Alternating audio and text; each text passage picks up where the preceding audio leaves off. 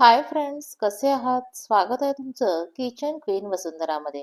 नवीन वर्ष सुरू झालं की येणारा पहिला सण तो म्हणजे मकर संक्रांती. मकर संक्रांती हा सण जो आहे तो प्रत्येक भागात साजरा केला जातो. प्रत्येक भागात त्याची नावं वेगवेगळी आहेत. त्याचबरोबर त्याची सेलिब्रेट करायची पद्धत देखील वेगळी आहे. महाराष्ट्रात मकर संक्रांतीच्या आदल्या दिवशी असणारा सण तो म्हणजे भोगी.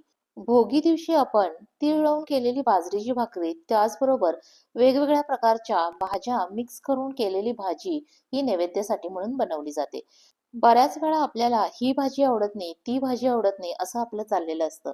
तर ही भाजी आपण वर्षातून एकदाच खातो, पण त्यानिमित्तानं सगळ्या प्रकारच्या भाज्या आपल्या पोटात जातात आणि आपलं शरीर जे आहे ते पूर्ण वर्षभर निरोगी राहण्यासाठी म्हणून मदत होते. पूर्वीच्या काळी असं देखील म्हणलं जायचं, "जो न खाई भोगी, तो सदा रोगी." तर अशी ही आपलं शरीर निरोगी राहण्यासाठीची म्हणून भोगीची मिक्स भाजी कशी बनवायची हे आज आपण पाहणार आहोत. तर अशी ही पारंपरिक, पौष्टिक आणि चविष्ट भोगीची मिक्स भाजी कशी बनवायची हे जाणून घेण्यासाठी व्हिडिओ आहे तो शेवटपर्यंत पहा आणि चॅनलवर नवीन असाल तर चॅनलला सबस्क्राईब करा. त्याचबरोबर शेजारच्या बेल आयकॉनवर क्लिक करायला देखील विसरू नका, जेणेकरून इथून पुढच्या सर्व रेसिपीचे नोटिफिकेशन तुम्हाला इझिली मिळून जातील. ही भाजी बनवण्यासाठी मी या ठिकाणी हिरवा वाटाणा, हरभरा, पावटा, गाजर आणि वांगी या भाज्या घेतलेल्या आहेत. तुम्हाला आवडतील त्या भाज्या तुम्ही घेऊ शकता.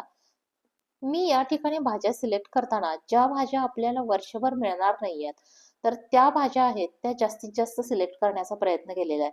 तुमच्या आवडीनुसार तुम्ही भाज्यांचं प्रमाण देखील कमी जास्त आहे ते करू शकता. भाजी बनवण्यासाठी मी कढई गरम करायला ठेवलेली आहे. भाजी बनवायला सुरुवात करण्यापूर्वी आपल्याला थोडीशी पूर्वतयारी करून घ्यायची आहे. तर आपण जे काही हिरवा वाटाणा आणि त्याचबरोबर पावटा घेतलेला होता, तर आपल्याला या 2 भाज्यांना कुकरला 2 शिट्ट्या आहेत त्या करून घ्यायच्यात. कुकरला 2 शिट्ट्या केल्यामुळं या भाज्या लवकर शिजण्यासाठी मदत होईल आणि त्याचबरोबर त्यांना एक प्रकारचा उग्र वास असतो, तर तो वास देखील निघून जाईल. म्हणून मी या 2 भाज्या आहेत त्या कुकरला ऑलरेडी 2 शिट्टी करून घेतलेल्या आहेत. कुकरला शिट्टी झाल्यानंतर कुकर पूर्णपणे गार होऊ द्यायचा आहे. त्यानंतर आपल्याला त्यातलं पाणी आहे ते पूर्ण फेकून द्यायचं आहे. मकर संक्रांती स्पेशल सण आहे म्हटल्यानंतर आपण यामध्ये तीळ हे वापरणारच. या भाजीमध्ये देखील आपल्याला तीळ वापरायचे आहेत. कढई आपली चांगली गरम झालेली आहे. तीळ आपल्याला आता भाजून घ्यायचे आहेत. त्यामुळं तिळाचा कच्चेपणा आहे तो दूर होईल. मंद आचेवर तीळ उडायला लागेपर्यंत आपल्याला ते व्यवस्थित असे भाजून घ्यायचे आहेत. 3 ते 4 मिनिटात तीळ भाजून झालेले आहेत. त्यानंतर ते मी एका प्लेटमध्ये काढून घेतलेले आहेत. हे तीळ आता आपल्याला पूर्णपणे गार होऊ द्यायचे आहेत. तीळ पूर्णपणे गार झालेले आहेत. ते आता आपल्याला कुटून घ्यायचे आहेत. या ठिकाणी आपण तीळ बारीक करण्यासाठी मिक्सरचा वापर करत नाहीये, तर हातानंच आपण खलबत्त्यामध्ये ते कुटून घ्यायचे आहेत. असं केल्यामुळं आपल्या भाजीला एक नैसर्गिक चव येणार आहे. हे तीळ आपल्याला कुटताना खूप त्याची पावडर करायची नाहीये. थोडेसे अर्धवट जरी ते राहिले, ओबड-धोबड राहिले, तरी देखील आपल्याला चालणार आहे. अशा प्रकारे तीळ मी बऱ्यापैकी बारीक केलेले आहेत. खूप त्याची पावडर केलेली नाहीये. आता हे बारीक केलेले तीळ आपण एका बाजूला ठेवून देऊया. नंतर आपल्याला भाजी शिजताना याचा वापर करायचा आहे. आता परत एकदा आपल्याला कढई गरम करून घ्यायची आहे. कढई गरम झाल्यानंतर आपल्याला यामध्ये 2 ते 3 टेबलस्पून होईल इतकं तेल ॲड करायचं आहे. तेल गरम झालं की आपल्याला त्याच्यामध्ये अर्धा टीस्पून होईल इतकी मोहरी, त्याचबरोबर अर्धा टीस्पून होईल इतके जिरे ॲड करायचे आहेत. जिरे मोहरी चांगली तडतडली की आपण यामध्ये एक मोठा कांदा ॲड करणार आहोत. कांदा मी बारीक कट करून घेतलेला आहे, तर तो मी तेलामध्ये ॲड केलेला आहे. कांदा आपल्याला छान असा भाजून घ्यायचा आहे. कांदा भाजताना गॅसची फ्लेम मी मीडियम ठेवलेली आहे. कांदा भाजत असतानाच मी बाजूला एक पेला होईल इतकं पाणी गरम करण्यासाठी ठेवलेलं आहे. या भाजीसाठी आपण गरम पाण्याचा वापर करणार आहोत, ज्यामुळं भाजीला कलर आणि चव चांगली येणार आहे. अशा प्रकारे माझा कांदा जो आहे तो व्यवस्थित असा भाजून झालेला आहे. कांदा भाजून झाल्यानंतर आपण यामध्ये पाव टीस्पून होईल इतका हिंग ॲड करणार आहोत. हिंग आपल्याला तेलामध्ये चांगला परतून घ्यायचा आहे. हिंगाचा छान असा परतलेला सुगंध आपल्याला यायला लागलेला आहे. हिंग ॲड करून झाल्यानंतर आपल्याला यामध्ये पाव टीस्पून होईल इतकी हळद ॲड करायची आहे. हळद देखील मी तेलामध्ये छान अशी मिक्स करून घेतलेली आहे. आता मी यामध्ये 2 टेबलस्पून होईल इतका कांदा लसूण मसाला ॲड करणार आहे. जर तुमच्याकडे कांदा लसूण मसाला नसेल, तर त्याऐवजी तुम्ही लाल मिरची पावडर आणि त्याचबरोबर गरम मसाला वापरला तरी देखील चालेल. अशा प्रकारे माझा कांदा लसूण मसाला यामध्ये ॲड करून झालेला आहे. तो आता तेलाबरोबर चांगला मिक्स करून घेऊयात.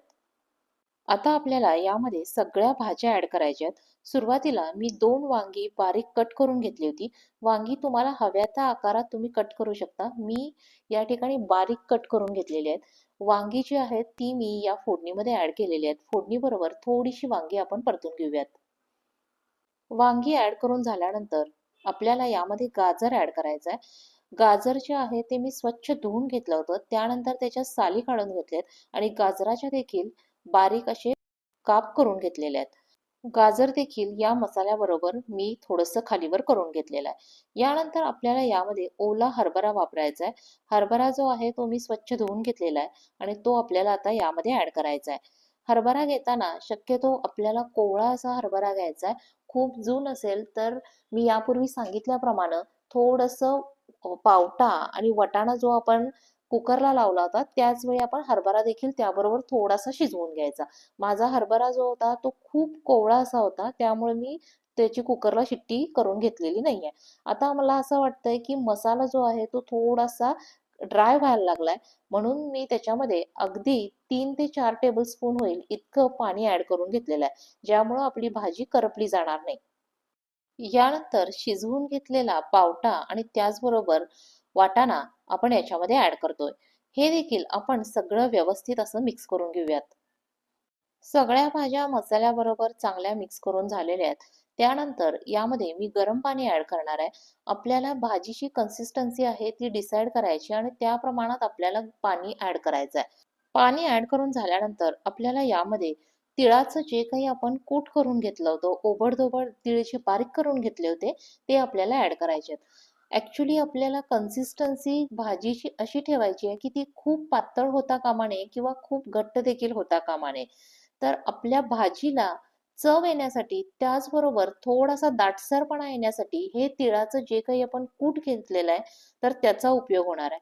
आणि खरी भाजीची चव वाढवणारा ॲटम जर काय असेल, तर तो म्हणजे तीळ असणार आहे. तर हे तिळाचं कूट आपल्याला पूर्ण त्याच्यामध्ये ॲड करून घ्यायचं आहे. या भोगीच्या भाजीला आपल्याला तिळाचं कूट हे कंपल्सरी वापरायचंच आहे. या सीझनमध्ये तीळ जे असतात ते आपल्या शरीराला उष्णता देतात. त्यामुळं ही भाजी बनवताना तिळाचा वापर करायचं हे परंपरेनुसार चालत आलेलं आहे. यानंतर आपल्याला यामध्ये खोबरं आणि कोथिंबीर ॲड करायची आहे. 2 टेबलस्पून होईल इतकं सुकं खोबरं मी थोडंसं भाजून घेतलं होतं आणि त्यानंतर कोथिंबीर ॲड करून ते आपल्याला थोडंसं खलबत्त्यामध्ये किंवा मिक्सरला बारीक करून घ्यायचं आहे आणि ते देखील आपल्याला याच्यामध्ये ॲड करायचं आहे. यामुळं आपल्या भाजीला दाटसरपणा येणार आहे. जर तुम्हाला शेंगदाण्याचं कूट हवं असेल, तर अर्धा टेबलस्पून होईल इतकं शेंगदाण्याचं कूट ॲड केलं तरी देखील चालेल. यानंतर आपल्याला यामध्ये चवीनुसार मीठ ॲड करून घ्यायचं आहे. मीठ या सगळ्यामध्ये आपण मिक्स करून घेऊयात. मीठ ॲड करून झाल्यानंतर आपल्याला यामध्ये थोडासा चवीसाठी म्हणून गूळ ॲड करायचा आहे. गूळ जो आहे तो आपल्या शरीराला उष्णता देत असतो. त्याचबरोबर भाजीची चव वाढवत असतो. म्हणून आपण याच्यामध्ये थोडासा गूळ ॲड करतोय. जर तुम्ही भाजी बनवताना त्याच्यामध्ये ऊस वापरत असाल, तर मात्र गूळ जो आहे तो आपल्याला ॲड करायचा नाहीये. गूळ देखील मी यामध्ये मिक्स केलेला आहे आणि आता आपल्याला ही भाजी छान अशी शिजवून घ्यायची आहे. भाजी शिजण्यासाठी मी याच्यावर प्लेट ठेवलेली आहे. आता मी यावर थोडंसं पाणी ठेवणार आहे. असं केल्यामुळं भाजी लवकर शिजण्यासाठी मदत होईल. त्याचबरोबर भाजी शिजण्यासाठी आपल्याला जर पाणी हवं असेल, तर त्यावेळी आपण हे गरम पाणी त्याच्यामध्ये ॲड करू शकू. मंद आचेवर 10 मिनिटासाठी भाजी आपल्याला नीट शिजू द्यायची आहे. त्यानंतर 10 मिनिटांना आपण चेक करणार आहोत. भाजीची कन्सिस्टन्सी आपल्याला बघायची आहे. त्याचबरोबर भाजी कितपत शिजली गेलेली आहे हे देखील आपल्याला चेक करायचं आहे. यासाठी मी त्यावर ठेवलेली प्लेट जी आहे ती बाजूला केलेली आहे. भाजीला चांगली उकळी आलेली आहे. भाजीला चांगला कलर देखील आलेला आहे. भाजी शिजलेली आहे का हे चेक केलं असता भाजी अजून शिजलेली नव्हती.